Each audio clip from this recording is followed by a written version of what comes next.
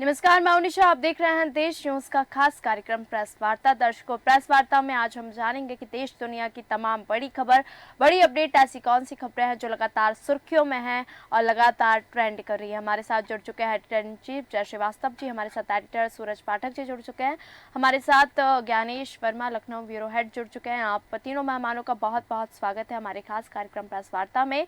और हम सीधे रुख करेंगे और सीधे चलेंगे एडिटर इन चीफ के पास और तमाम आज की बड़ी खबर, आज की बड़ी अपडेट, साथ ही साथ ऐसी कौन सी खबर है जो आज अखबारों के फ्रंट पेज में हेडलाइन बनी है, हमारे दर्शकों के साथ साझा करें। देखिए, एक खबर है जो पाकिस्तान से है, जो जहां पर जो चीनी कर्मी काम कर रहे थे वो सब डर के कारण से काम छोड़ चुके हैं।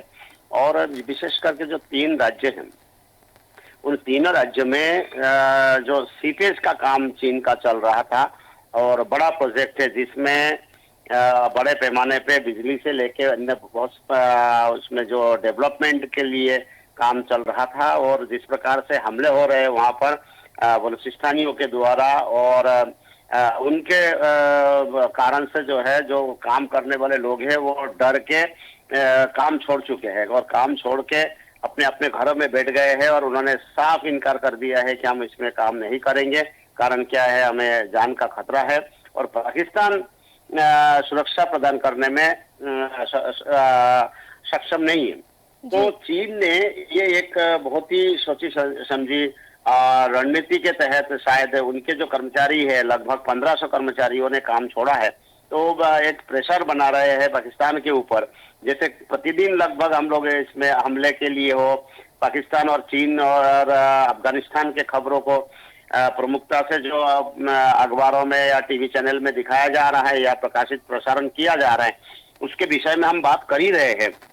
लेकिन धीरे धीरे पाकिस्तान उस मोड़ पर जा रहे हैं जिस मोड़ पर कुछ साल पहले अफगानिस्तान था। आज एक बात देखिए कि चीन हमेशा विस्तार नीति पर विश्वास करता है और हमेशा विस्तार। जी जी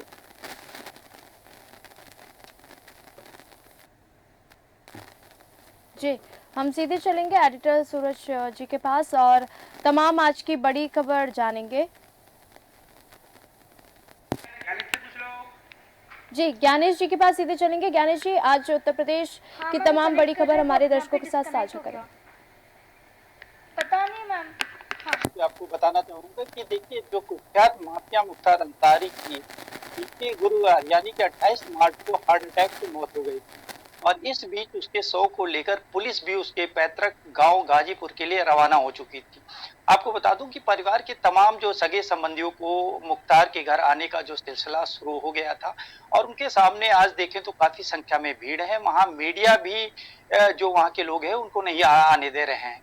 बता दें कि मगर सबके मन में एक ही सवाल था कहीं ना कहीं, क्या अपने पिता के जनाजे में उसका पुत्र जो है अब्बास अंसारी शामिल हो पाएगा या नहीं। निशा, दरअसल पिता मुख्तार अंसारी के जनाजे में शामिल होने के लिए जो अंसारी परिवार ने जेल में बंद विधायक के बेटे अब्बास अंसारी की जमानत के लिए सुप्रीम कोर्ट में अर्जी दाखिल की गई और जिस पर सर्वोच्च न्यायालय ने अपना फैसला सुनाते हुए उसके पेरोल को कैंसिल कर दिया है। यानी कि अब मुख्तार के जनाजे में जेल में जो बंद अब्बास अंसारी है वो अब शामिल नहीं हो पाएगा। आज कल सुप्रीम कोर्ट ने उसके पेरोल की रिक्वेस्ट पर सुनवाई से साफ इनकार कर दिया है। आपको बता दें कि अब्बास इस वक्त जो है अभी कासगंज जेल में बंद है और वहीं जो है जानकारी कहीं ना कहीं सोशल मीडिया से आई है कि आज सुबह लगभग 10 बजे उसके पैतृक गांव के जो पुश्तैनी काली बाग कब्रिस्तान में आज मुख्तार अंसारी का शव जो है वो सुपुर्दे खाक किया जाएगा। निशा, और इस बीच की जानकारी जो उसके भतीजे हैं शोएब अंसारी, उसने सोशल मीडिया पर एक पोस्ट के माध्यम से दी। अब यही बता दूं कि इसके मौत के बाद में जो लगातार सोशल मीडिया पर या उस समय तैनात शैलेंद्र सिंह डीएसपी, उनकी प्रतिक्रिया, उन्होंने कहा कि मुख्तार अंसारी एक खूंखार आतंकवादी था और उसने सैकड़ों निर्दोष मासूमों को मारा था। मेरा पूरा परिवार तबाह कर दिया उसने, यह कहना है शैलेंद्र जो है उस समय एसटीएफ में तैनात थे शैलेंद्र सिंह डीएसपी। उनका कहना है कि उस समय सपा की सरकार का संरक्षण उसको प्राप्त था जिसकी वजह से वो मन मुताबिक काम किया करता था और मैंने पोटा की कार्रवाई की तो मुलायम ने फर्जी केस लगाकर मुझे ही गिरफ्तार करवा दिया। तो इस तरीके से निशा कहीं न कहीं मुख्तार के मरने के बाद में जो बता दूं कि एमएलए कृष्णानंद जो राय के बेटे पीयूष राय का भी बयान कहीं न कहीं सामने आया है। उन्होंने कहा भगवान के दरबार में देर है अंधेर नहीं। यह कहना है पीयूष राय का और भगवान के दरबार में हमें न्याय मिला है क्योंकि कृष्णानंद राय हत्याकांड का आरोपी था मुख्तार अंसारी। इस तरीके से नीचा जो सोशल मीडिया पर लगातार प्रतिक्रियाएं आ रही हैं। कुछ लोगों का कहना है कि जो मुख्तार अंसारी बहुत ही दबंग और उगाही धन वसूली वाला व्यक्ति था, उसकी मौत से खुश हैं। वहीं बात करें तो कुछ जो उनके परिवारजन वो काफी जो है वो निराशा में हैं। आपको बात बताएं कि उसकी इसकी मौत के बाद में सीतापुर जो जेल में मुख्तार की मौत के बाद में सीतापुर जेल प्रशासन पहुंचा है जेल में और आजम क्या की बैरंग सहित अन्य बैरंगों की पड़ताल भी कर रहा है। जिला जज सहित डीएम एसपी ने खंगाली आजम की बैरंग और वहीं मुख्तार की मौत के बाद जिला प्रशासन ने जाना आजम का हाल। तो इस तरीके से आजम मुख्तार अंसारी की मौत के बाद में लगातार जो है डीएम एसपी जो है वो सीतापुर की जेल जो आजम का उनके पास भी कहीं न कहीं वो हाल जान रहे हैं। आपको हम बात करेंगे निशा बताएंगे अपनी लोकसभा चुनाव से जो पहले भीम आर्मी प्रमुख है चंद्रशेखर आजाद को Y+ कैटेगरी की सुरक्षा दी गई है। वहीं गृह मंत्रालय के सूत्रों के मुताबिक बात करें तो आईबी की रिपोर्ट के आधार पर भीम आर्मी प्रमुख को यह सुरक्षा दी गई है। Y+ कैटेगरी की सुरक्षा में 11 कमांडो तैनात किए जाएंगे। इस तरीके से हम बात करें तो उत्तर प्रदेश में निशा कहीं न कहीं जो है बिजली विभाग का जो एक आवारा अभियंता है जो 50,000 रुपए की रिश्वत लेने में गिरफ्तार किया गया है। वहीं बताऊं कि श्रीकांत शर्मा अरविंद शर्मा लगातार जो है अपने बिजली विभाग का गुणगान किया करते हैं, लेकिन उनके विभाग के अधिकारी हैं कि वो अपने मनमर्जी अपने हिसाब से काम किया करते हैं, चाहे वो पोल लगाने की बात हो, चाहे बिल सही करने की बात हो। तो आए दिन जो है एंटी करप्शन की टीम लगातार ऐसे भ्रष्ट अधिकारियों को गिरफ्तार करती है। आपको बताऊं कि संत कबीर नगर है जहां बिजली विभाग का घूसखोर जो जे अश्विनी कुमार पांडे है उसने रिश्वत लिया है और उसी को एंटी करप्शन टीम ने गिरफ्तार किया है। हाई टेंशन बिजली की लाइन को हटवाने के नाम पर 50,000 रुपए की मांग की थी। यह पूरा मामला जो है कहीं न कहीं खलीलाबाद कोतवाली क्षेत्र के गोला बाजार का बताया जा रहा है। तो इस तरीके से उत्तर प्रदेश में देखिए कहीं न कहीं योगी आदित्यनाथ भी निशा जरूर सतर्क है और लगातार वो अधिकारियों को आदेश देते रहते हैं, लेकिन जो कर्मचारी हों, चाहे बिजली विभाग के हो, चाहे नगर निगम के हो, चाहे स्वास्थ्य विभाग को, लेकिन वो भ्रष्टाचार में लगातार संलिप्त पाए जा रहे हैं। अब हम बात करेंगे निशा की जो है आज जो उत्तर प्रदेश के मुख्यमंत्री योगी आदित्यनाथ हैं, उनका दौरा हाथरस, बुलंदशहर, नोएडा में वो जाएंगे और वहां पे जो प्रबुद्ध वर्ग है उसका सम्मेलन है उसमें वो शामिल होंगे। लगभग 11:35 पर वो अग्रवाल सेवा सदन में प्रबुद्ध सम्मेलन में शामिल होंगे। जी जी 1:40 पर निकुंज हाल बुलंदशहर में प्रबुद्ध सम्मेलन में वो भाग लेंगे। वहीं आप बात करें तो 3:40 पर गौतम बुद्ध नगर में प्रबुद्ध सम्मेलन होगा।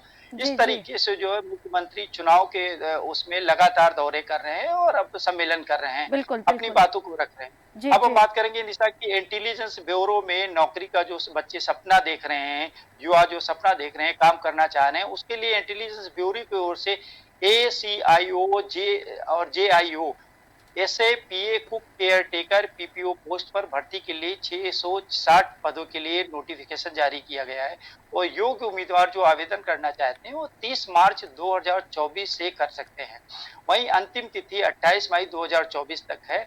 गृह मंत्रालय की आधिकारिक वेबसाइट पर जाकर उम्मीदवार को ऑफलाइन एप्लीकेशन फॉर्म डाउनलोड करना है और उसके बाद ऑफलाइन फॉर्म के साथ अपने सभी दस्तावेज और फॉर्म को सही तरीके से भरकर पते पर भेज दिए जाने हैं। तो इस भर्ती के लिए जो शैक्षणिक योग्यता है सभी पदों के लिए अलग अलग रखी गई है। वहीं बताऊं कि शैक्षणिक योग्यता 10वीं और 12वीं पास से लेकर स्नातक तक रखी गई है।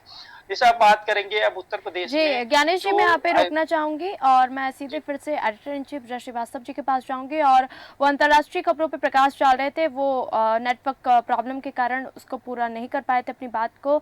सर आप अपनी बात फिर से रखें और दर्शकों के साथ अंतर्राष्ट्रीय खबरों चीन से संबंधित जो खबर थी आप उसको साझा करें।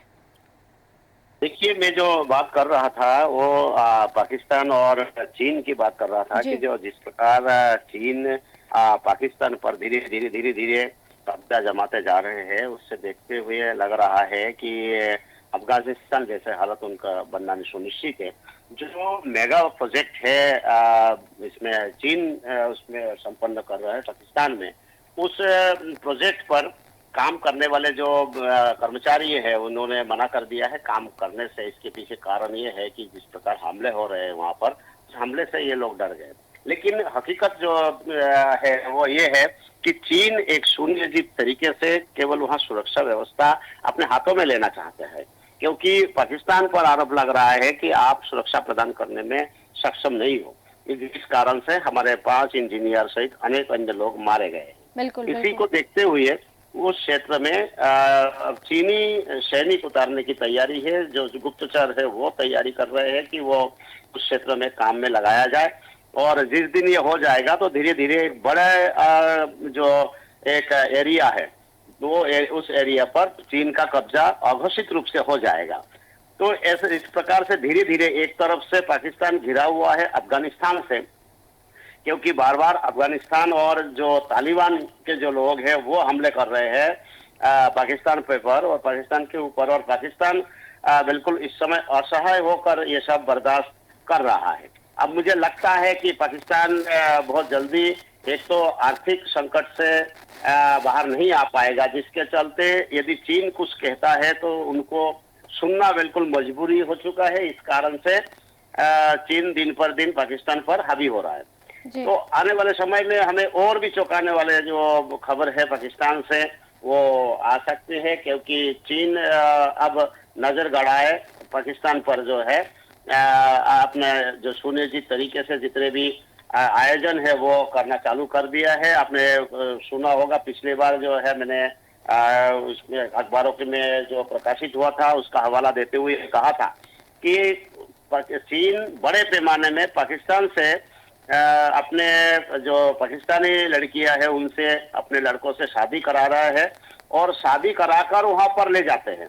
और चीन जो अफगान एरिया है वहां से बहुत बड़े पैमाने पे जो मानव अंग है वो ऐसा कहा जाता है कि अफगानी जो लोग हैं उनके मानव अंग जो है वो दुनिया में सर्वश्रेष्ठ मानव अंग है।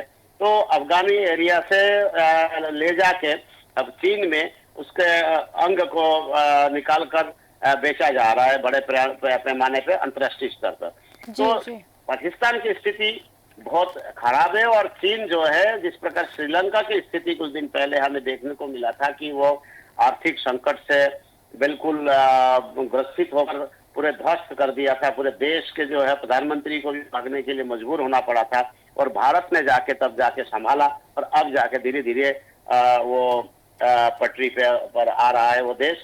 और पाकिस्तान की स्थिति बहुत जल्दी ऐसे होने वाली है जी। दूसरे एक और खबर मैं बताना चाहूंगा कि जो अमेरिका में जो चुनाव है ओबामा और क्लिंटन मिलकर बाइडेन के पक्ष में 108 करोड़ रुपए जुटाए हैं, मतलब चंदा लिया है। एक और जहां भारत में इलेक्ट्रल बॉन्ड की बात चल रही है जिसमें चंदाखोरी की जो बात है ये बड़े पैमाने पे जो है चैनल में और अखबारों में इसमें देखने को मिल रहा है। लेकिन इसी प्रकार से ओबामा क्लिंटन मैंने दोनों राष्ट्रपति अब जो वर्तमान राष्ट्रपति के लिए और जो उम्मीदवार है उनके लिए बड़े 208 करोड़ रुपए चंदा लिए हैं ताकि आसानी से चुनाव लड़ाया जा सके। लेकिन मैं एक बात बताना चाहूंगा, इससे आप अंदाजा लगा सकते हो कि भारत में जिस प्रकार से दिन पर दिन जीडीपी में भारी वृद्धि हो रही है उसी प्रकार से जो है ओबामा और क्लिंटन के इस हवाले से जो खबर प्रकाशित किया गया है उससे ये लगता है कि अमेरिका में भी आर्थिक संकट है। भारत उभर रहा है और अमेरिका के जो है जीडीपी गिर रहा है, और वहां के जो बड़े पैमाने पे जो चंदा देने वाले जो कंपनियां हैं वो धीरे धीरे अपने हाथ खींच रहे हैं। इसी कारण से 3 जो राष्ट्रपति उनको एक होकर चंदा मांगना पड़ रहा है, क्योंकि ओबामा और क्लिंटन बड़ा नाम है अमेरिका के। बड़े नाम होने के साथ साथ इनके कहने पे बहुत सारे चंदे उगाई वहां पर किया जा सकता है। लेकिन बाइडेन के पक्ष में आर्थिक संकट होने के कारण से दोनों को मैदान में आना पड़ा और उनको 108 करोड़ रुपए जुटा के बाइडेन को देना पड़ा कि ये चुनाव लड़ने के लिए आपके सहयोग में आएगा। जी जी, जी। सीधे चलेंगे, एडिटर सूरज जी हमारे साथ यहाँ पे मौजूद हैं और उनसे तमाम बड़ी अपडेट, बड़ी खबर, ऐसी कौन-सी खबरें हैं जो आज अखबारों में प्रमुखता से प्रकाशित हुई हैं, हमारे दर्शकों के साथ साझा करें? अ, देखिए निशा, इस समय जैसा कि चुनावी माहौल चल रहा है और चुनावी माहौल में चुनाव से संबंधित राजनीतिक दलों की जो खबरें हैं और खास तौर से बयानबाजी जो हो जाती है, कई बार वो इंटेंशनली होती है, कई बार गाहे बगाहे ऐसे ही कोई बयान निकल जाता है जो सुर्खियों में आ जाता है। और मध्य प्रदेश के परिदृश्य में यदि हम बात करें तो मध्य प्रदेश में इस समय हम देख रहे हैं दल बदल की जो प्रक्रिया चली है। हालांकि ये सामान्य प्रक्रिया है, हर चुनाव में होता है कि राजनेता एक दल से दूसरे दल में जाते हैं, लेकिन इस बार जो हो रहा है वो बड़ी संख्या में हो रहा है, इसलिए इस पर चर्चा कहीं ना कहीं लाजमी बन जाती है। दूसरी तरफ इस दल बदल को लेकर जो प्रतिक्रियाएं सामने आ रही हैं, उन प्रतिक्रियाओं से सियासी गलियारों में चर्चाओं का बाजार गर्म है। बिल्कुल। आज हम बात करें कि कांग्रेस से मध्य प्रदेश में नेताओं का, कार्यकर्ताओं का भारतीय जनता पार्टी में शामिल होना लगातार जारी है। हजारों की संख्या में ये प्रतिदिन शामिल हो रहे हैं। इस पर लेकर के जो पूर्व मीडिया अध्यक्ष के मिश्रा हैं और वर्तमान में वो प्रदेश अध्यक्ष के सलाहकार हैं, उनका एक बयान आया कि भारतीय जनता पार्टी डस्टबिन बन गई है, जो कांग्रेस जिसमें कांग्रेस का कचरा रखा जा रहा है। मतलब जो कांग्रेस के कार्यकर्ता कल तक कांग्रेस के लिए समर्पित थे, कांग्रेस की जान हुआ करते थे, आज वो भारतीय जनता पार्टी में जा रहे हैं, तो वो कांग्रेस के नेताओं के लिए अब वो कचरा बन गए हैं। दूसरी तरफ भारतीय जनता पार्टी को डस्टबिन कहाँ है। और इसी तारतम्य में पूर्व केंद्रीय मंत्री और वर्तमान में मध्य प्रदेश के कैबिनेट मंत्री प्रहलाद सिंह पटेल का जो बयान एक सामने आया है कि वो कांग्रेसी जो भारतीय जनता पार्टी में जा रहे हैं वो गीला और सूखा कचरा है, और जो कांग्रेस में रह गए हैं वो मेडिकल वेस्ट है। जैसे कि कल भी एक बयान आया था कि परसों जब पूर्व विधायक ने भारतीय जनता पार्टी की सदस्यता ली थी, तो उसी सीट से वर्तमान विधायक अजय बिश्नोई ने कहा था कि मजबूरी में मुझे उनका स्वागत करना पड़ा। और अब कांग्रेस से आए हुए कार्यकर्ताओं के विषय में कि वो गीला और सूखा कचरा है, ये एक कैबिनेट मंत्री का बयान था। दूसरी तरफ पूर्व कैबिनेट मंत्री, वरिष्ठ नेता भारतीय जनता पार्टी के गोपाल भार्गव, उनका जो बयान है कि इस समय कांग्रेसी कार्यकर्ताओं की जो झड़ी लगी हुई है भारतीय जनता पार्टी में शामिल होने की, वो ठीक वैसी ही है जैसे एक बेर के पेड़ को हिलाने से जिस तरह से पके हुए बेर जमीन पर गिर जाते हैं और एक झड़ी लग जाती है, वैसे ही झड़ी लगी हुई है कांग्रेस के कार्यकर्ताओं का भारतीय जनता पार्टी में शामिल हो जाना।